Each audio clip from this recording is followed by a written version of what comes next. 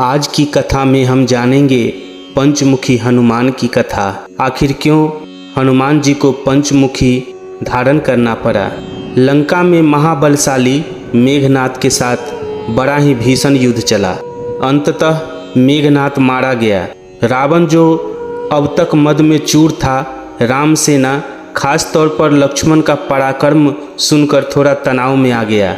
रावण को कुछ दुखी देखकर रावण की मां केकसी ने उसके पाताल में बसे दो भाइयों अहिरावण और महिरावण की याद दिलाई। रावण को याद आया कि यह दोनों तो उसके बचपन के मित्र रहे हैं। लंका का राजा बनने के बाद उनकी सुध ही नहीं रही थी। रावण यह भली प्रकार जानता था कि अहिरावण व महिरावण तंत्र मंत्र के महापंडित, जादू टोने के धनी और माँ कामाक्षी के परम भक्त हैं। रावण ने उन्हें बुलावा भेजा और कहा कि वह अपने छल बल कौशल से श्री राम व लक्ष्मण का सफाया कर दे। यह बात दूतों के जरिए विभीषण को पता चल गई। युद्ध में अहिरावण व महिरावण जैसे परम मायावी के शामिल होने से विभीषण चिंता में पड़ गए। विभीषण को लगा कि भगवान श्री राम और लक्ष्मण की सुरक्षा व्यवस्था और कड़ी करनी पड़ेगी। इसके लिए उन्हें सबसे बेहतर लगा कि इसका जिम्मा परमवीर हनुमान जी को सौंप दिया जाए। राम लक्ष्मण की कुटिया लंका में सुवेल पर्वत पर बनी थी। हनुमान जी ने भगवान श्री राम की कुटिया के चारों ओर एक सुरक्षा घेरा खींच दिया। कोई जादू टोना, तंत्र मंत्र का असर या मायावी राक्षस इसके भीतर नहीं घुस सकता था। अहिरावण और महिरावण श्री राम और लक्ष्मण को मारने उनकी कुटिया तक पहुँचे, पर इस सुरक्षा घेरे के आगे उनकी एक न चली। ऐसे में उन्होंने एक चाल चली। महिरावण विभीषण का रूप धर के कुटिया में घुस गया। राम व लक्ष्मण पत्थर के सपाट शिलाओं पर गहरी नींद में सो रहे थे। दोनों राक्षसों ने बिना आहट के शिला समेत दोनों भाइयों को उठा लिया और अपने निवास पाताल की ओर लेकर चल दिया। विभीषण लगातार सतर्क थे। उन्हें कुछ देर में ही पता चल गया कि कोई अनहोनी घटना घट चुकी है। विभीषण को महिरावण पर शक था। उन्हें राम लक्ष्मण की जान की चिंता सताने लगी। विभीषण ने हनुमान जी को महिरावण के बारे में बताते हुए कहा कि वो उसका पीछा करे। लंका में अपने रूप में घूमना राम भक्त हनुमान के लिए ठीक न था, सो उन्होंने पक्षी का रूप धारण कर लिया और पक्षी का रूप में ही निकुंभला नगर जा पहुँचे। निकुंभला नगरी में पक्षी रूप धरे हनुमान जी ने कबूतर और कबूतरी को आपस में बात करते हुए सुना। कबूतर कबूतरी से कह रहा था कि अब रावण की जीत पक्की है। अहिरावण व महिरावण राम और लक्ष्मण को बलि चढ़ा देंगे। कबूतर की बातों से ही बजरंगबली को पता चला कि दोनों राक्षस राम और लक्ष्मण को सोते में ही उठाकर कामाक्षी देवी को बलि चढ़ाने पाताल लोक ले गए हैं। हनुमान जी वायु वेग से रसातल की ओर बढ़े और तुरंत वहां पहुंचे। हनुमान जी को रसातल के प्रवेश द्वार पर एक अद्भुत पहरेदार मिला। इसका आधा शरीर वानर का और आधा शरीर मछली का था। उसने हनुमान जी को पाताल में प्रवेश से रोक दिया। द्वारपाल हनुमान जी से बोला कि मुझको परास्त किए बिना तुम्हारा भीतर जाना असंभव है। दोनों में लड़ाई ठन गई। हनुमान जी की आशा के विपरीत यह बड़ा ही बलशाली और कुशल योद्धा निकला। दोनों ही बड़े बलशाली थे। दोनों में बहुत भयंकर युद्ध हुआ, परंतु यह बजरंगबली के आगे न टिक सका। आखिरकार हनुमान जी ने उसे हरा तो दिया, पर उस द्वारपाल की प्रशंसा करने से नहीं रह सके। हनुमान जी ने उस वीर से पूछा कि हे वीर, तुम अपना परिचय दो। उस वीर ने उत्तर दिया, मैं हनुमान का पुत्र हूँ और एक मछली से पैदा हुआ हूँ। मेरा नाम है मकरध्वज। हनुमान जी ने यह सुना तो आश्चर्य में पड़ गए। वह वीर की बात सुनने लगे। मकरध्वज ने कहा, लंका दहन के बाद हनुमान जी समुद्र में अपनी अग्नि शांत करने पहुँचे। उनके शरीर से पसीना के रूप में तेज गिरा। उस समय मेरी माँ ने आहार के लिए मुख खोला था। वह तेज मेरी माता ने अपने मुख में ले लिया और गर्भवती हो गई। उसी से मेरा जन्म हुआ है। हनुमान जी ने जब यह बात सुनी तो मकरध्वज को बताया कि वह ही हनुमान है। मकरध्वज ने हनुमान जी के चरण स्पर्श किए और हनुमान जी ने भी अपने बेटे को गले लगा लिया और वहां आने का पूरा कारण बताया। उन्होंने अपने पुत्र से कहा कि अपने पिता के स्वामी की रक्षा में उनकी सहायता करो। मकरध्वज ने हनुमान जी को बताया कि कुछ ही देर में राक्षस बलि के लिए आने वाले हैं। बेहतर होगा कि आप रूप बदलकर कामाक्षी के मंदिर में जाकर बैठ जाएं। उनको सारी पूजा झरोखे से करने को कहें। हनुमान जी ने पहले तो मधुमक्खी का वेश धरा और माँ कामाक्षी के मंदिर में घुस गए। हनुमान जी ने माँ कामाक्षी को नमस्कार कर सफलता की कामना की और फिर पूछा, हे माँ, क्या आप वास्तव में श्री राम जी और लक्ष्मण जी का बलि चाहती हैं? हनुमान जी के इस प्रश्न पर माँ कामाक्षी ने उत्तर दिया कि नहीं, मैं तो दुष्ट अहिरावण व महिरावण की बलि चाहती हूँ। यह दोनों मेरे भक्त तो हैं पर अधर्मी और अत्याचारी भी हैं। मंदिर में 5 दीप जल रहे थे, अलग अलग दिशाओं और स्थान पर। माँ ने कहा, यह दीप अहिरावण ने मेरी प्रसन्नता के लिए जलाए हैं। जिस दिन ये एक साथ बुझा दिए जाएंगे उसी दिन उसका अंत सुनिश्चित हो जाएगा। इस बीच गाजे बाजे का शोर सुनाई पड़ने लगा। अहिरावण और महिरावण बलि चढ़ाने के लिए आ रहे थे। हनुमान जी ने अब माँ कामाक्षी का रूप धरा। जब अहिरावण और महिरावण मंदिर में प्रवेश करने ही वाले थे कि हनुमान जी का महिला स्वर गूंजा। हनुमान जी बोले, मैं कामाक्षी देवी हूँ और आज मेरी पूजा झरोखे से करो। झरोखे से पूजा आरंभ हुई। ढेर सारा चढ़ावा माँ कामाक्षी के झरोखे से चढ़ाया जाने लगा। अंत में बंधक बलि के रूप में भगवान श्री राम और लक्ष्मण को भी उसी में डाला गया। दोनों बंधन में बेहोश थे। हनुमान जी ने तुरंत उन्हें बंधन मुक्त किया। अब पाताल लोक से निकलने की बारी थी, पर उससे पहले माँ कामाक्षी के सामने अहिरावण और महिरावण की बलि देकर उनकी इच्छा पूरी करना और दोनों राक्षसों को उनके किए की सजा देना शेष था।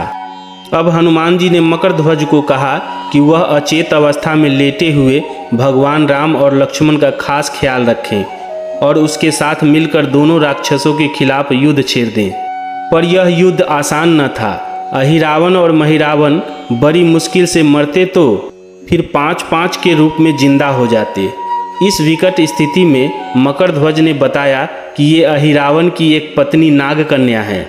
अहिरावण ने उसे जबरन लाया है। वह उसे पसंद नहीं करती पर मन मार के उसके साथ है। वह अहिरावण के राज जानती होगी। उससे उसकी मौत का उपाय पूछा जाए। आप उसके पास जाएं और सहायता मांगें। मकरध्वज ने राक्षसों को युद्ध में उलझाए रखा और उधर हनुमान अहिरावण की पत्नी के पास पहुँचे।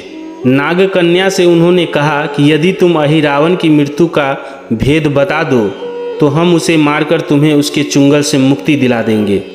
अहिरावण की पत्नी ने कहा, मेरा नाम चित्रसेना है। मैं भगवान विष्णु की भक्त हूँ।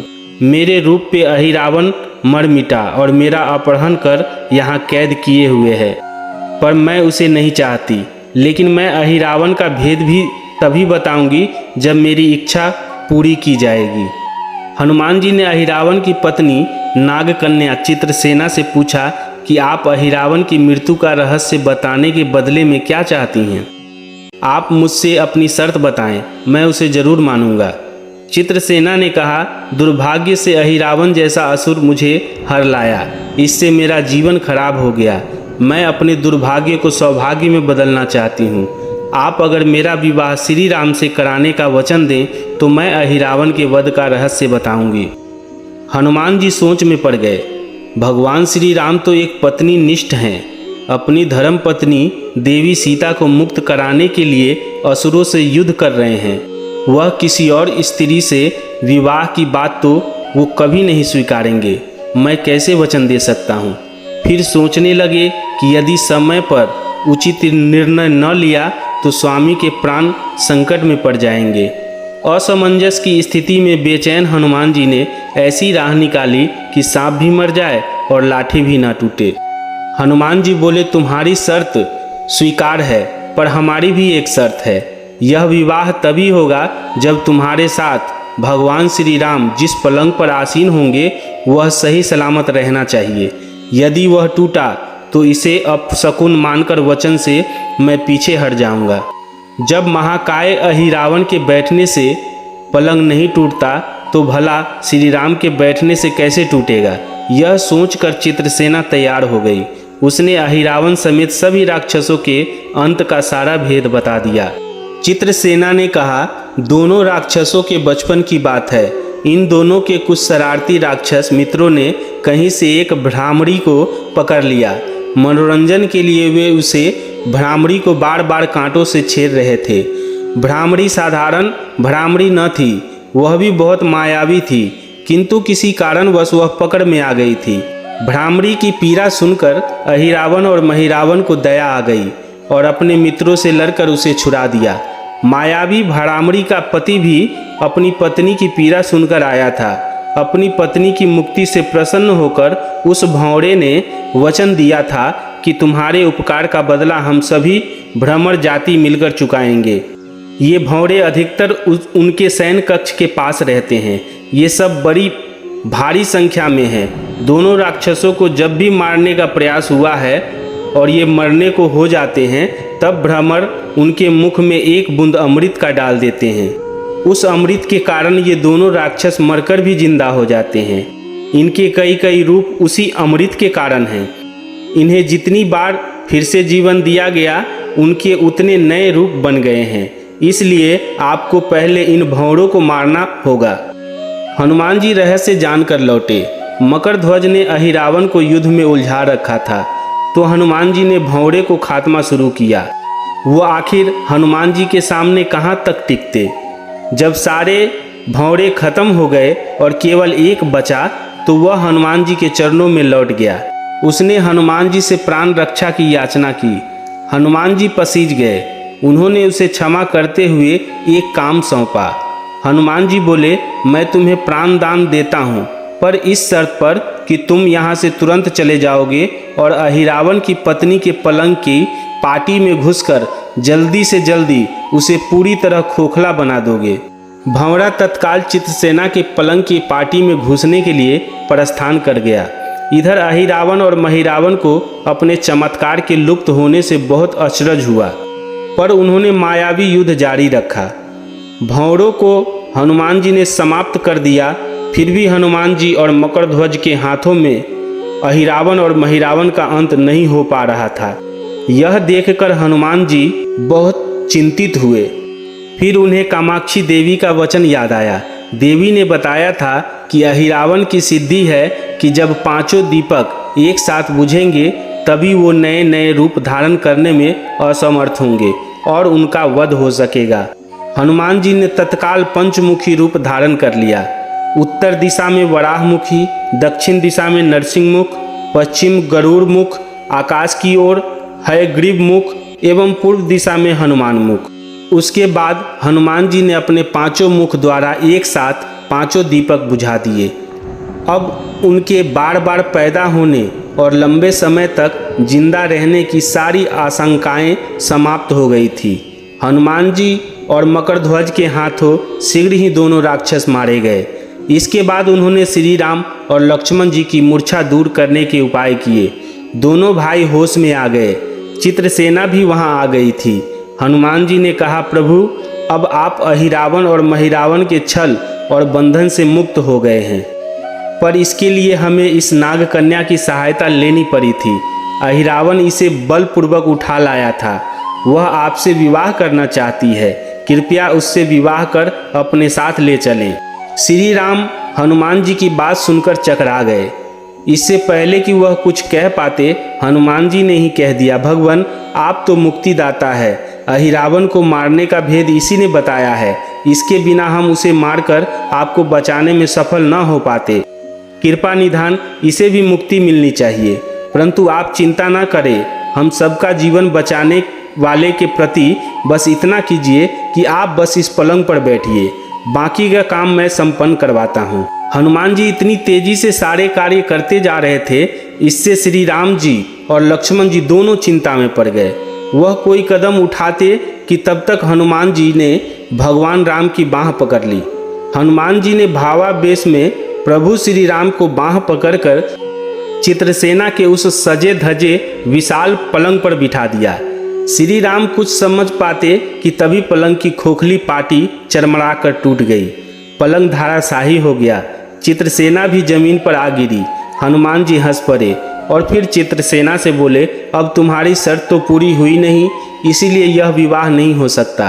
तुम मुक्त हो और हम तुम्हें तुम्हारे लोक भेजने का प्रबंध करते हैं। चित्रसेना समझ गई कि उसके साथ छल हुआ है। उसने कहा कि उसके साथ छल हुआ है। मर्यादा पुरुषोत्तम के सेवक उनके सामने किसी के साथ छल करे, यह तो बहुत अनुचित है। मैं हनुमान जी को श्राप दूंगी।